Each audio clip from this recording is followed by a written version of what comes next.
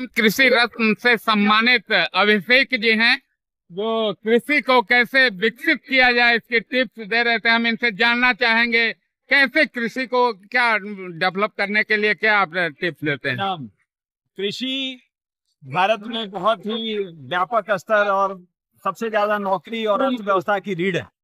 लेकिन अभी क्या है कि एक बदलाव आ रहा है। लंबे समय के बाद पावर की उपलब्धता बढ़ी है देश में, ग्रीन एनर्जी के रूप में सोलर वगैरह का इस्तेमाल हो रहा है। तो मेरा कहना है कि जो वैज्ञानिक फसलें हैं उसको अपनाना बहुत जरूरी है। जो ट्रेडिशनल फसल है वो भी जरूरी है, उसको एक 30-40% में करें और 50-60% में आप वैज्ञानिक फसल जैसे अमरूद। अभी के समय में पिछले 3-4 सालों में हमारे औरंगाबाद में अमरूद के कुछ ऐसे किसान हैं जो प्रतिदिन 3 लाख रुपए का सही कर रहे हैं अमरूद का, जबकि वो लैंडलेस थे, उन्होंने लीज पे जमीन खरीदी है। तो अमरूद अब धीरे धीरे लोगों के बीच बहुत लोकप्रिय हो गया। लोग सेब से दूर आ रहे हैं, उन्हें लगता है सेब पुरानी चीज है, उसमें केमिकल का इस्तेमाल बहुत ज्यादा होता है। आपके आस पास में मोरिंगा जो मुनगा है, सहजन, एक बहुत बड़ा आपके पास हथियार है। क्योंकि कई ऐसे लोग हैं, जैसे ही आप साउथ इंडिया या महाराष्ट्र की ओर प्रवेश करते हैं, वो सालों भर मुनगा खाते हैं, वो सालों भर सांभर खाते हैं। तो अब एक ऐसी ऐसी वैरायटी है मुनगे की जो सालों होती है। हाँ, ये अलग बात है कि किसी समय बहुत ज्यादा होती है, किसी समय बहुत कम होता है। तो उसको एक फली के रूप में भी व्यवसाय के रूप में देखें, उसकी पत्तियों को भी व्यवसाय के रूप में देखें। और बेर कहीं भी बहुत आसानी से उगता है। और हम लोग जब IGFRI झांसी में गए थे, कृषि वानिकी का वैज्ञानिक सेंटर है, ट्रेनिंग सेंटर है, फोडर रिसर्च सेंटर है, तो आप बताया गया था कि बेर को अगर आप सिंपली ड्राफ्ट करके और वो एप्पल प्लम लगा दे, उसी पौधे में बड़ा बेर फल जाता है। तो जो भी जंगली बेर है या थोड़ा सा खाने लायक बेर है, उसमें आप ड्राफ्टिंग करके बहुत अच्छा फसल ले सकते हैं। वो बहुत आसानी से आपको बाजार में बिकता है। अभी जिस फसल पे मैं काम कर रहा हूँ वो है ड्रैगन फ्रूट। उसको बहुत कम पानी की जरूरत है, एक बार लगाने के बाद 10 साल 12 साल तक चलता है। एक और मजबूत चीज जो आपकी मतलब जिंदगी में शामिल हो सकता है, जो मैं अभी भाषण में ही बोल रहा था, वो है नींबू। बहुत आसानी से बिकने वाला चीज है। बहुत सारे ऐसे प्रोसेसिंग और ड्रिंक्स आ गए हैं जिससे उनको जरूरत पड़ती है। इन फसलों को जगह दें, पटवन में ड्रीप को जगह दें। ड्रीप पर 80-85% सब्सिडी है। और किसानों को ये लगता है कि इससे पानी इतना नहीं आता जिससे जेठ की दोपहरी का पटवन हो सके। तो मैं बताऊं कि अगर रोज 1-2 घंटे वो चलाएंगे तो वो पटवन की समस्या दूर हो जाती है। और कोई भी न्यूट्रिशन आपको, जिंक देना है, बोरोन देना है, कॉपर देना है, आप उसके वेंचुरी से प्रवाहित कर दीजिए, आप बढ़िया मुनाफा कमाएंगे। उसका एक फायदा और ये है कि बीच का जो घास है उसको ना पानी जाता है, ना न्यूट्रिशन जाता है, तो सूख जाता है। तो ड्रिप को बढ़ावा दें, ऑर्गेनिक फसलों को बढ़ावा दें, और वो अपने आप बहुत सहयोग कर सकते हैं।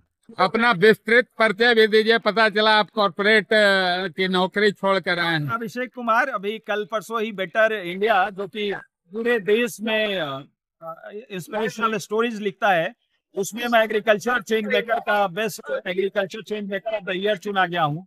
16 में मुझे प्रधानमंत्री जी के हाथों कृषि रत्न पुरस्कार मिला है।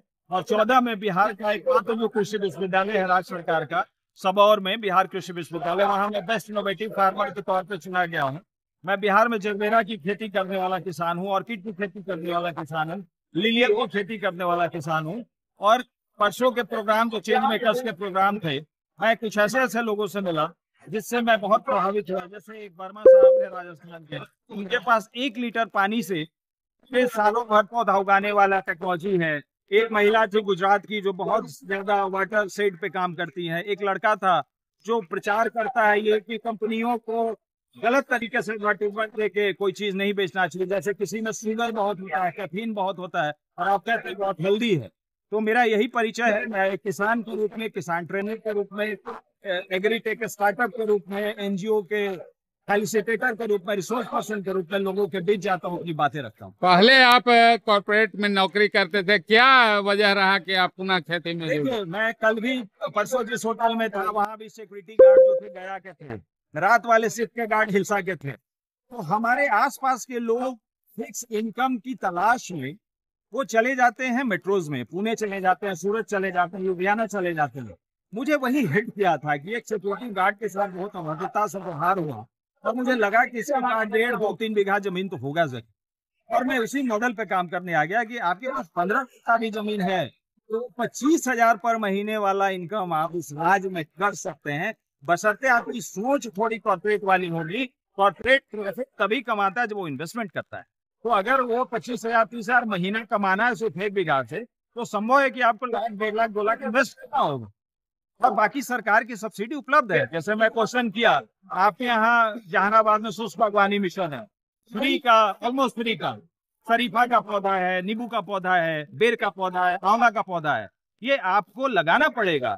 आपके पास घास वाली जमीन है, क्योंकि आपका पानी से डूबता तो है नहीं। आजकल साइलेज का डिमांड बढ़ा है। साइलेज है क्या भाई? तो घास को सिर्फ सुखा दिया गया। आप सोचिए कि खाने पीने के सामानों का जो इन्फ्लेशन है इस देश में वो 3% 4% है, लेकिन पशुओं के चारा का जो इन्फ्लेशन है वो 19% है। तो खाने की चीज बेचना ठीक है, फायदेमंद हो सकता है, लेकिन पशु का चारा बेचना और फायदेमंद हो सकता है। तो 2 बीघा 3 बीघा में नेपियर लगाइए, फॉर्डर रिसर्च इंस्टीट्यूट झांसी में 7 दिन की फ्री ट्रेनिंग कीजिए और साइलेज का कारोबार कीजिए। ये सब चीजें समृद्धि की ओर ले जाएंगे। अभी आप कहाँ, किस चीज की, कितनी जमीन में खेती कर रहे हैं और कितना पूंजी लगता है और क्या लाभ है? हमारे यहाँ बरौली मेरा गांव है, औरंगाबाद का। गूगल पे भी डालेंगे अभिषेक फार्मर औरंगाबाद पे, मेरा थोड़ा जिक्र आ जाएगा। तो थोड़े में अभी ड्रैगन लगा है, थोड़े में अमरूद लगा हुआ है, तालाब है, पॉली हाउस में मैं ब्लू टी पे काम कर रहा हूँ। अपराजिता जो आप चढ़ाते हैं माता को या शंकर जी को, उसकी चाय बहुत हेल्दी है लोगों के यहाँ। तो थोड़ा सा उसके बीज प्रबंधन पे काम कर रहा हूँ। और कुछ जमीनें मेरी ऐसी हैं कि नहर का पानी मैं रोक नहीं पाता हूँ। तो टोटल 25 से 30 बीघे में खेती होती है। साल का 20 से 21 लाख रुपए तो आसानी से आय हो जाती है। और उसके बाद कई ऐसे ट्रेनिंग सेंटर्स होते हैं, कई ऐसे इंस्टीट्यूट हैं जो मुझे 8,000 10,000 पर घंटे जैसा पेमेंट भी कर देते हैं। तो मैं तीनों चारों चीजों का समागम करते हुए अपना जीवन निर्वाह कर रहा हूं। तो ये थे अभिषेक जी जो अपनी नौकरी छोड़कर कृषि की ओर उन्मुख हुए हैं और ये 20 से 25 लाख तक अपनी आय बढ़ा रहे हैं और किसानों को भी संदेश दे रहे हैं कि वो खेती को अपनाएं और अपनी आय बढ़ाएं।